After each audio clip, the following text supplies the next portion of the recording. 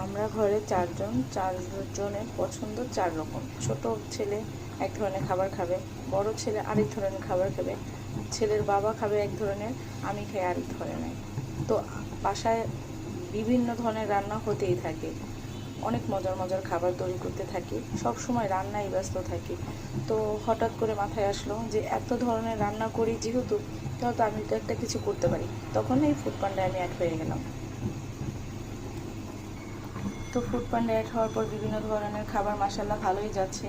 এরপরে আমি ফেসবুকে দেখলাম অনেকে কি করছে, ভিডিও দেওয়ার জন্য রান্না করছে তারপরে ভিডিও দিচ্ছে, রান্না দরকার না হলেও সে রান্না করে তারপরে ভিডিও দিচ্ছে।